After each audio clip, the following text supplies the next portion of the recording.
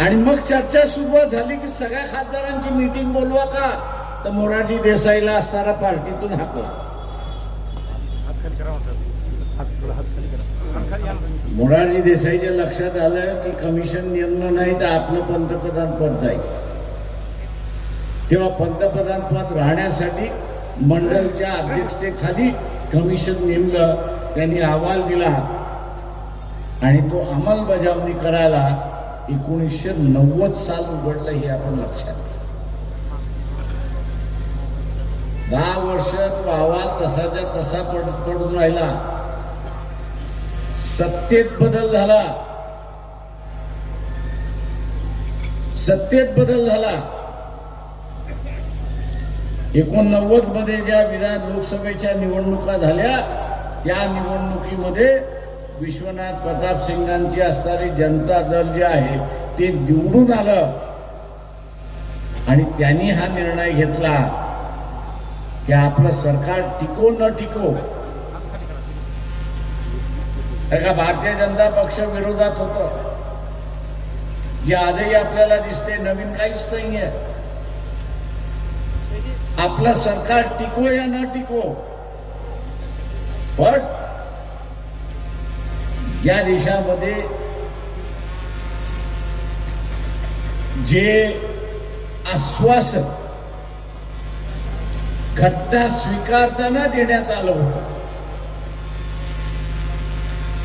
की ओबीसींची असणारी गणना केल्या जाईल, त्याची सूची केल्या जाईल आणि त्यांनाही आरक्षण दिल्या जाईल. 50 साली दिलेलं असणारं हे आश्वासन 1990 ला पूर्ण झालं. हे आपण लक्षात, 1990 ला पूर्ण झाला. पुन्हा सुप्रीम कोर्टामध्ये काही जण गेले की मंडल कमिशन हे असणार आणि त्यांनी दिलेल्या शिफारशी या घटनेला धरून नाही, या घटनेला धरून नाही. आता त्याचा मी असणारा साक्षीदार आहे. एकही वकील उभा राहायला तयार नव्हता, एकही वकील उभा राहायला तयार नव्हता. अशा कालावधीमध्ये कोण उभं राहिलं माहित आहे?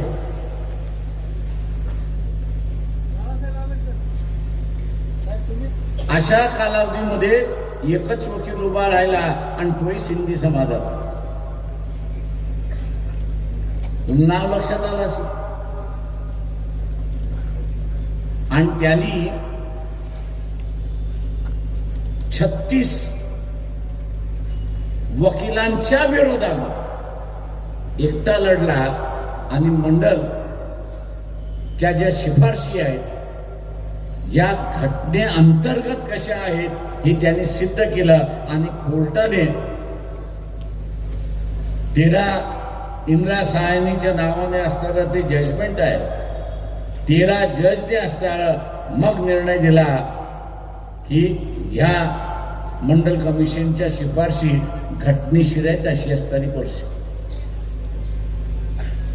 4 वर्ष कोर्टातल्या लढाईतून असणारा संपला नाही, तो संपला आपल्याला असणारा दिसतोय की पुन्हा आता राज्यामध्ये चॅलेंज व्हायला लागल्या अशी असणारी परिस्थिती. हे एक माध्यम आहे, आरक्षण हे एक माध्यम आहे की ज्याच्यातून या राज्याची असणारी व्यवस्था मध्ये आपण जाऊ शकतो. या राज्याच्या व्यवस्थेमध्ये जाऊ शकतो आणि 7 कोटीचा असणारा महाराष्ट्राचं जे बजेट आहे त्याच्यामध्ये ओबीसींचा आणि इतरांचा वाटा हा आपल्याला मिळू शकतो अशी असणारी परिस्थिती.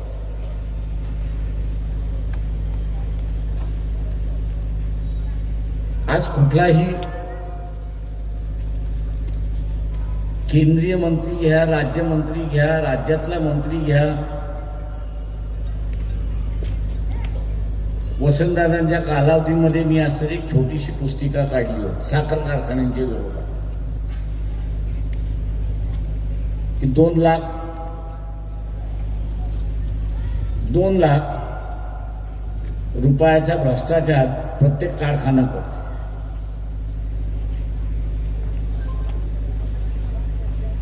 ब्याऐंशी कारखान्याने मला नोटीस काढली. वसंतदादा पाटील मुख्यमंत्री होते, त्यांनी मला बोलवून सांगितलं, प्रकाशराव नोटीस आल्या. म्हटलं दादा फार चांगलं झालं, यांना कोर्टातच गाठतो मी, फक्त तुमचा कारखाना सोडून देईन मी. म्हटलं माझा कारखाना का सोडणार? म्हटलं तुमचा कारखाना सोडणार याच्यासाठी की तुमच्याकडे एवढी तरी इमानदारी होती की मला बोलून विचारावं एवढं तरी वाटलं तुम्हाला. पण हा भ्रष्टाचार सिद्ध करता येईल का? मी म्हटलं मला भ्रष्टाचार सिद्ध करता येईल की न येईल हा वेगळा भाग झाला, पण इथले जे डायरेक्टर आहेत, आता सगळ्यांची नावं घेत नाही तिथे, पण वसंतदादांसमोर एकेका डायरेक्टरचं असताना नाव घेत. 1950 साली याच्याकडे फक्त 1 एकर जमीन होती आणि आज हा डायरेक्टर झाल्यानंतर 50 एकराचा मालक झालाय. 2 बंगले झालेत, 3 बायका ठेवलेल्या आहेत. हे सगळं कोर्टात काढल्याशिवाय राहणार नाही आणि कोर्टाला सांगणार की इन्कम टॅक्स यांच्या पाठीमागे लाव.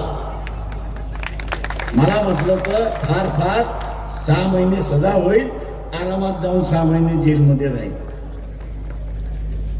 दादांनी सगळ्या त्या कारखानदारांना बोलवलं आणि सांगितलं त्याच्या नादी लागू नका, जेवढं कमवलेलं आहे तेवढं सरकार दप्तरी होईल अशी असणारी परिस्थिती. आजही ओबीसीला मी असताना सांगतो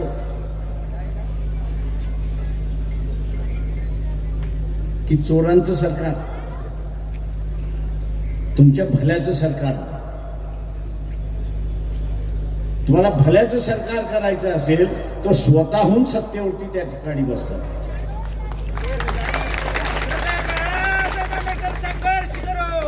आज असताना ओबीसीचे 2 मोठे घटक,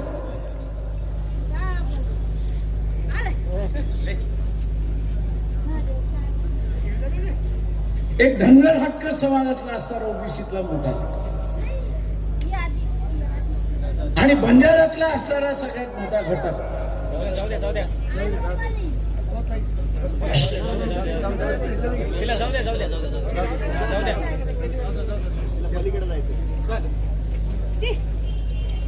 ओबीसीचा लढा लढण्याच्या ऐवजी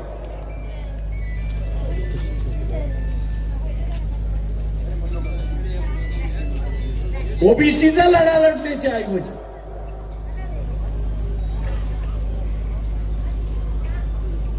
आज त्यांचा लढा आदिवासींच्या विरोधात आहे आपल्याला दिसतो. मागण्या कदाचित न्याय असतील,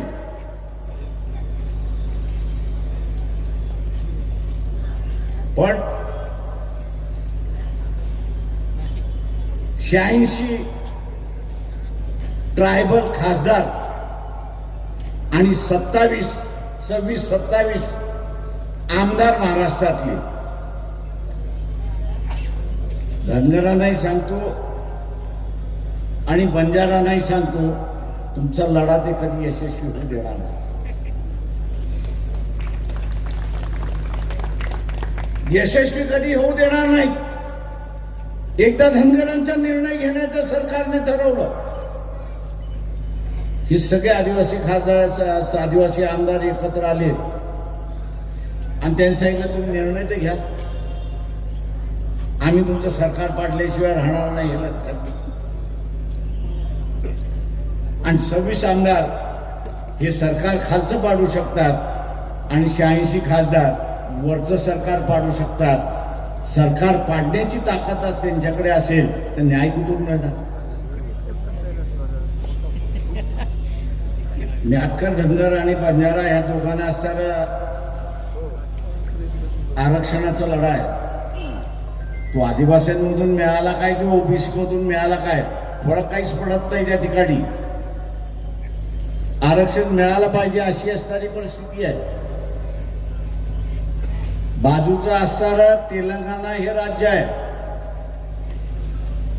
तेलंगणाच्या राज्याने ओबीसीचं आरक्षण किती टक्के केलं? किती टक्के केलं? 62% घेऊन गेलेत. कदाचित हा अधिकार एससी आणि एसटी ला जर असता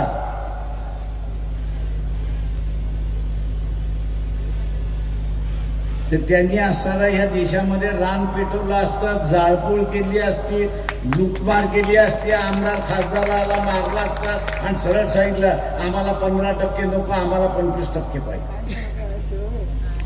पण घटनेमध्येच असल्यामुळे तुमच्या संख्येप्रमाणेच मिळेल, त्याच्या बाहेर तुम्हाला मिळणार.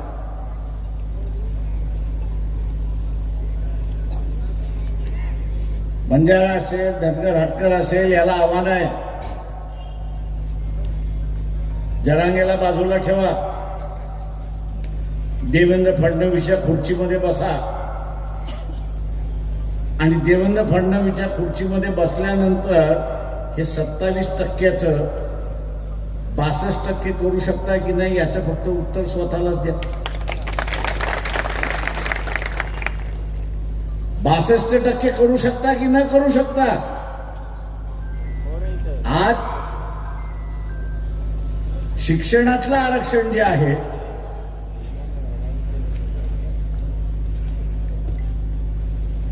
हे संपलेलं आहे. नोकऱ्यात मधलं आरक्षण संपलेलं आहे. त्या का शिक्षण क्षेत्रातलं खाजगीकरण झालेलं आहे. नोकऱ्यांमधलं कॉन्ट्रॅक्ट वरती त्या ठिकाणी गेलेलं आहे. आता जे आरक्षण राहिलेलं आहे ते ग्रामपंचायत, पंचायत समिती, जिल्हा परिषद, नगरपालिका, महानगरपालिका इथलंच राहिलेलं.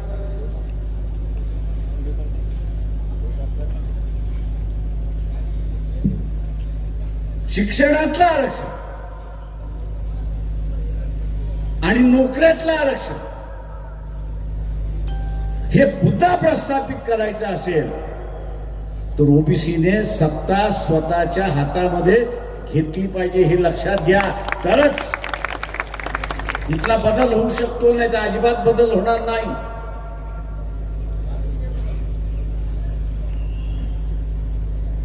हा जो निजामी मराठा सत्तेवरती बसलेला आहे त्याचा इतिहास तुम्हाला माहिती आहे?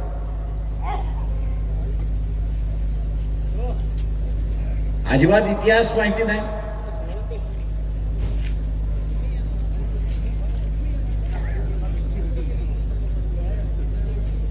दिल्लीच्या तख्ताशी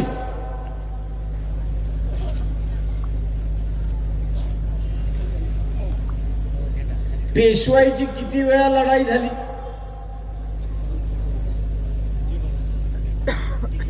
किती वेळा झाली? हा इतिहास आपल्याला कोणी सांगणार ना. 3 वेळा झाली आणि 3 वेळा मांडवली काय झाली तर दिल्लीच्या तख्तावरती आम्ही बसणार नाही, तर दिल्लीचं तख्त आम्ही सांभाळू, पण वसुली करण्याचं राज्य हे आम्हाला मिळालं पाहिजे. काय मिळालं पाहिजे? त्या मानसिकता कुठली आहे?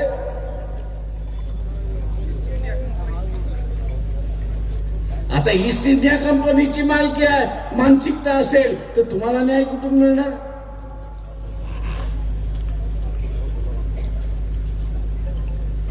वसुलीची मानसिकता असेल तर ओबीसीला न्याय कुठून मिळणार?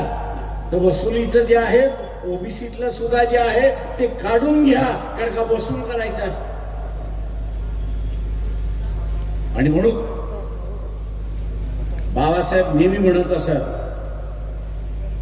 की इतिहास हा आपला मार्गदर्शक आणि जो इतिहास ओळखतो, इतिहासाला समजतो, तोच नवा इतिहास या ठिकाणी घडू शकतो हे आपण लक्षात. इथे नवा इतिहास आपल्याला घडवायचा.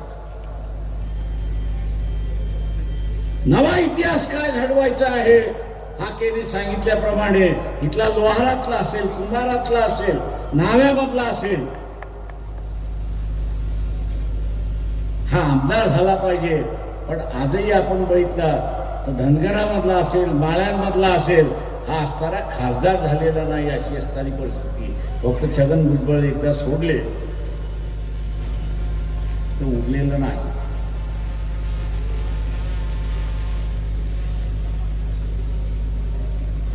आणि म्हणून आपण आपली असणारी मानसिकता ही बदलली पाहिजे. ओबीसीनी आपली असणारी मानसिकता ही बदलली पाहिजे.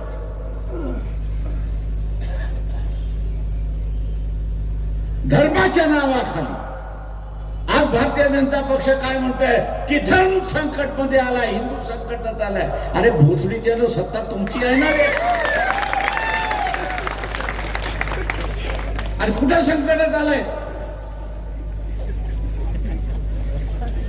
आणि खाली बसलेला ओबीसी येड्यासारखा टाळ्या वाजवत बसतोय की संकटात आलोय. आणि तू काय मुसलमान होणार आहेस का रे? तू काय ख्रिश्चन होणार आहेस? तू जोपर्यंत ख्रिश्चन होत नाही, जोपर्यंत मुसलमान होत नाही, तोपर्यंत असणारा धर्म कुठं संकटात आलेला आहे? धर्म संकटात आलेला नाही, तुझं आरक्षण संकटात आलेलं आहे हे लक्षात.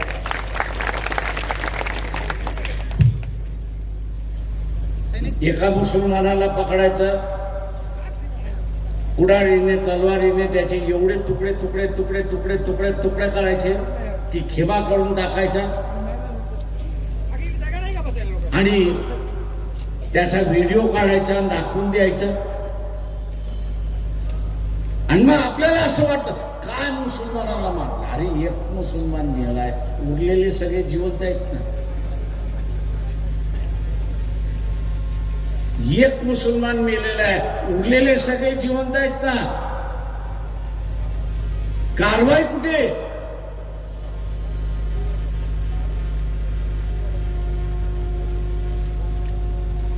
आणि म्हणून हे जे धर्माच्या नावाने जे राजकारण चाललेलं आहे, या धर्माच्या नावाच्या राजकारणामध्ये सिंदूरमध्ये एक तरी मित्र तुमच्या बाजूने उभा राहिला का? एक तरी देश तुमचा मित्र राहिला का?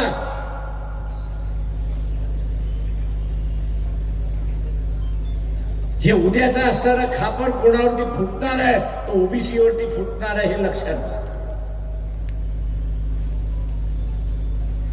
हे ओबीसी वरती फुटणार आहे याचं कारण की शहाणपणाचं ज्यावेळेस वागायला पाहिजे होतं, देशाच्या हितासाठी ज्यावेळेस तो वागायला पाहिजे होता, त्यावेळेस देशाच्या हितासाठी वागला नाही, तर धर्माच्या नावाने वेडेपणाने तो नाचायला लागला अशी परिस्थिती. आज आपण बघितलं असेल तर अमेरिका तुमच्या विरोधात, इंग्लंड तुमच्या विरोधात, फ्रान्स तुमच्या विरोधात. आणि मध्यंतरी बातम्या आल्या की रशिया पाकिस्तानला विमानं देणार आहेत अशी असताना परिस्थिती. 3 महिन्यामध्ये युद्ध एवढं लक्षात घ्या पाकिस्तानमध्ये.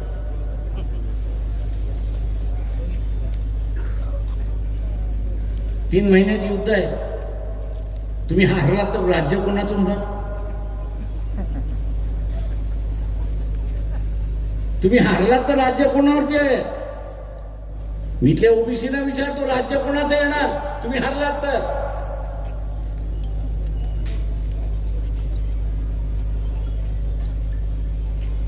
जो नुसता धर्म घेऊन बसलेला, त्याची सुद्धा आवश्यकता आहे. मी नाही असं म्हणत नाही.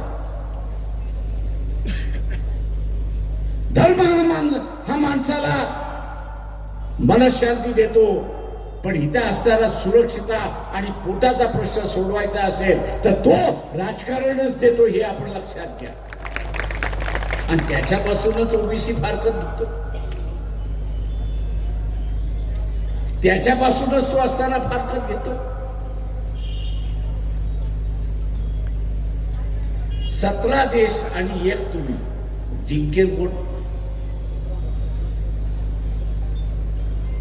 17 देश एकत्र आले एकाच्या विरोधात, जिंकणार कोण?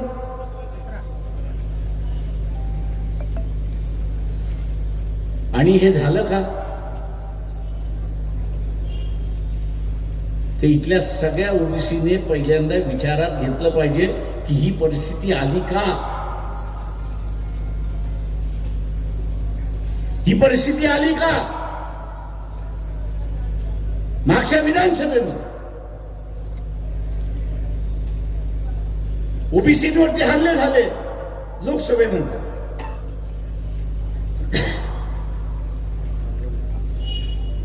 हल्ला करणारा कोण? ते इथला असणारा RSS वाला होता, बीजेपी वाला होता, मराठा समाजातले होते.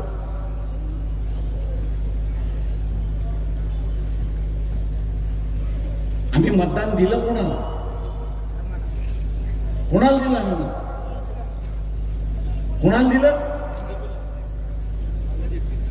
कोणाला दिलं मतदान? मराठा उमेदवारांना. तो एनसीपीचा मराठा काय आणि बीजेपीचा मराठा काय? तो ओबीसीची काय करणार? मारणारच ना. त्याच्या पलीकडे काय करणार? गुजरातीमध्ये एक म्हण आहे, आ बैल मुझे मार. हे राजकारण शिकायचं असेल तर ओबीसीतून शिकलं पाहिजे, हे मी नेहमी म्हणत असतो. की स्वतःच्या पायावरती धोंडा पाडायचा असेल तर तो ओबीसी कडून शिकला पाहिजे, इतर कोणाकडून शिकता का?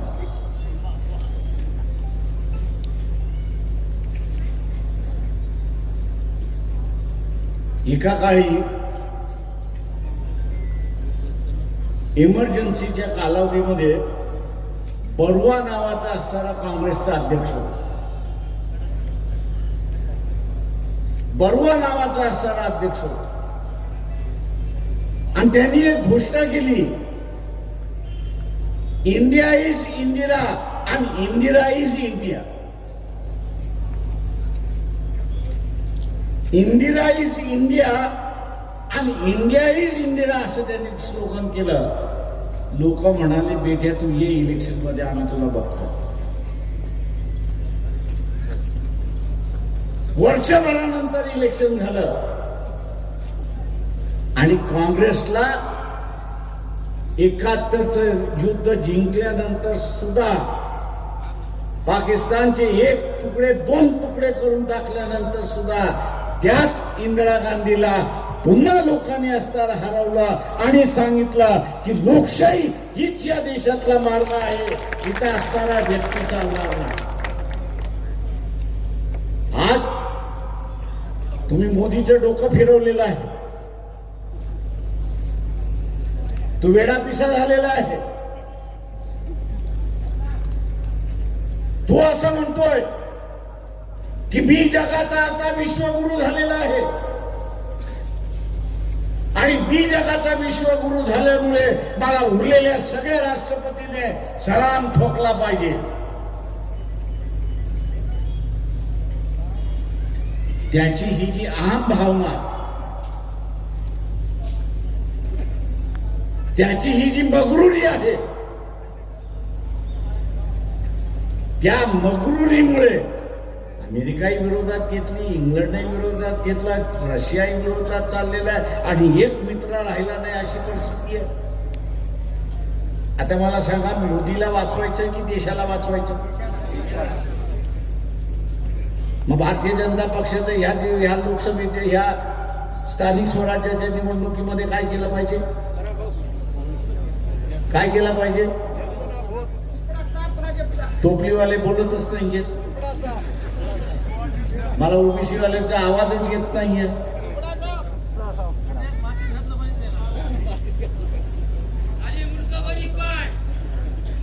त्याच्याने काय होणार आहे? हा?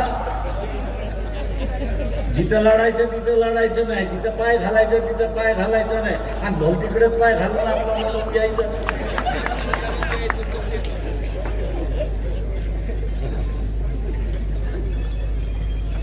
जगाला तुम्हाला दाखवण्याची आज गरज आहे.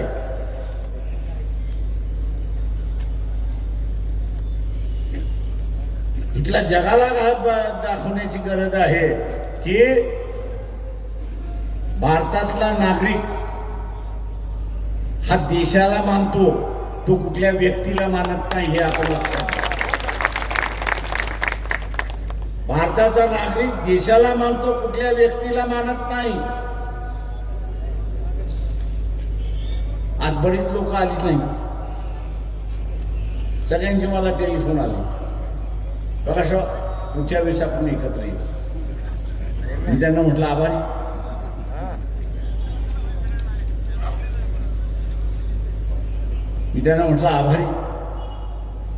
म्हटलं या स्वतंत्र देशाचा मी एक नागरिक आहे. या देशाने म्हटलं मला बोलायचा अधिकार दिला आणि पंतप्रधानाला शिव्या घालण्याचा सुद्धा अधिकार दिलेला आहे. मी ती वाट बघतोय की शिव्या घातल्यानंतर मला पोलिसांनी पकडावं तर. मी एकदा कमिशनरला फोन केला आणि सांगितलं मी आज शिव्या घालायला जातोय, मला अटक करा. ते कमिशनर म्हणले तुम्ही सुटून जाल हे आम्हाला माहिती आहे, पण आमचं एक हत्यार घालवा.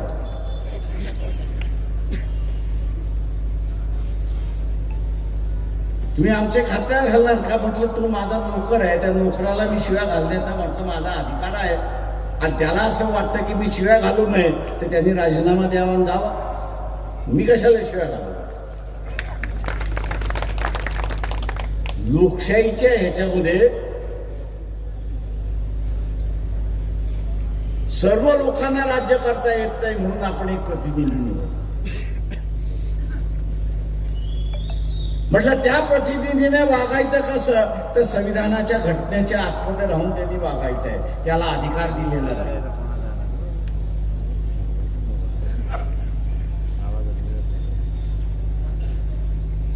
आज असणारा रशियाकडून आपण तेल विकत घेतोय, बरोबर? त्याचा नफा कोणाला चाललाय? तो नफा कोणाला चाललाय?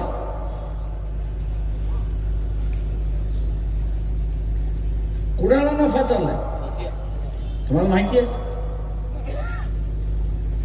आणि किती नफा चाललाय हे माहिती आहे? रशियाचं तेल भारताच्या नावाने येत आहे, पण मोदीने विकण्याचा अधिकार हा रिलायन्सला दिलेला आहे. कुणाला दिलेला आहे? रिलायन्सचा मालक कोण? कुठल्या राज्यातला आहे?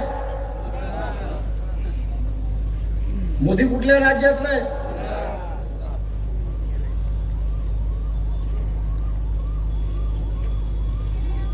नफा किती होतोय? रशियाचं तेल जगामध्ये विकून नफा किती होतोय? किती नफा होतोय? अरे वर्तमानपत्र वाचता आकडेवारी येते ना. दर वर्षाला 44,000 कोटीचा नफा दिसतोय. किती नफा आहे? कितीचा नफा आहे? आणि हा कोणाच्या खिशामध्ये जातोय? तुमचं डिझेल पेट्रोल कमी झालं का?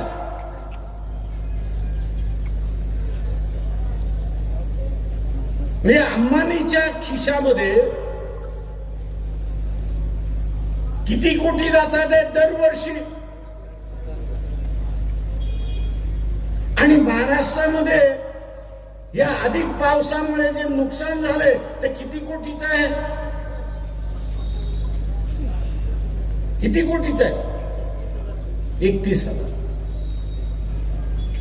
तोच नफा जर महाराष्ट्र देशाच्या तिजोरीमध्ये आला असता तर आज त्या कलेक्टरची गाडी फोडायची वेळ आली असती का? कलेक्टरची गाडी कशाला फोडते? आमदार खासदाराची गाडी फोडा ना, हिंमत असेल तर. मी शेतकऱ्याला आवाहन करतोय, इथला आलुतेदार बलुतेदाराकडे जागा नाही, जमीन नाही, दुमला नाही, काही नाही. त्याच्यामुळे अधिक पाऊस झाला तरी त्याला काय फरक पडत नाही, कारण का जागा जमीनच नाही त्याला. जो शेतकरी आहे की ज्याचं नुकसान झालंय त्यांनी गळा कोणाचा पकडला पाहिजे? तर आमदार खासदाराचा गळा पकडला पाहिजे, का तोच निधी देऊ शकतो आणि कलेक्टर आणि तहसीलदार हा फक्त वाटप करू शकतो अशी परिस्थिती.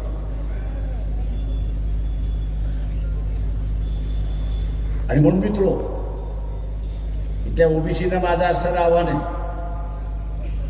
टाळ कुटत बसू नका. मंदिरात बसल्यानंतर टाळ कुटायचं, मंदिराच्या बाहेर पडलं की आपलं सामाजिक जीवन सुरुवात होते. या सामाजिक जीवनाची जबाबदारी ही आपण असं ओळखलं पाहिजे. इथला आदिवासी जसा रस्त्यावरती उतरतो,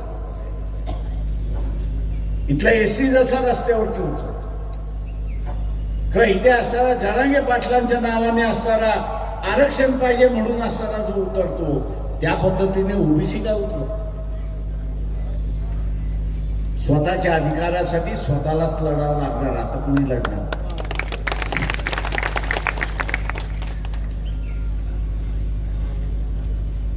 स्वतःच्या अधिकारासाठी स्वतःलाच लढावं लागणार आहे.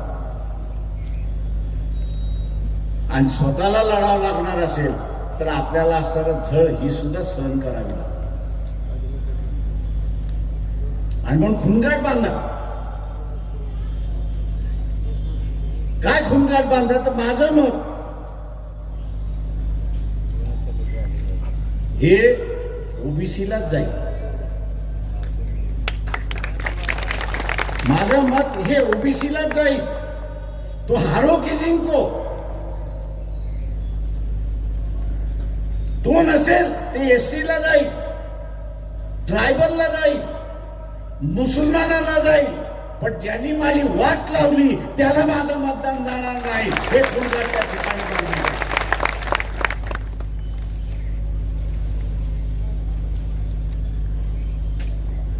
कारण का ओबीसी असं म्हणत नाही की बाबा मराठा समाजाला आरक्षण देऊ नका. तो एवढंच फक्त म्हणतोय की त्याचं ताट वेगळं, माझं ताट वेगळं. पण जेव्हा ताट पळवण्याची भाषा येते त्यावेळेस आपल्याकडे काही राहणार नाही अशी सुद्धा भीती. आणि म्हणून स्थानिक स्वराज्याच्या निवडणुकीमध्ये दोन जबाबदारी. एक जबाबदारी की स्वतःचं आरक्षण वाचवण्याची जबाबदारी, आणि दुसरी जबाबदारी हे आहे की हा देश महत्वाचा आहे, नरेंद्र मोदी हा महत्वाचा आहे. देश हा महत्वाचा आहे, नरेंद्र मोदी हा महत्वाचा नाही. त्याला काय करायचंय ते आम्ही असताना पंतप्रधानपदी गेल्यानंतर त्याला बघता येईल अशी असणारी परिस्थिती आहे.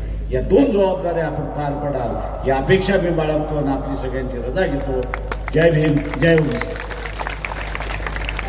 धन्यवाद सर.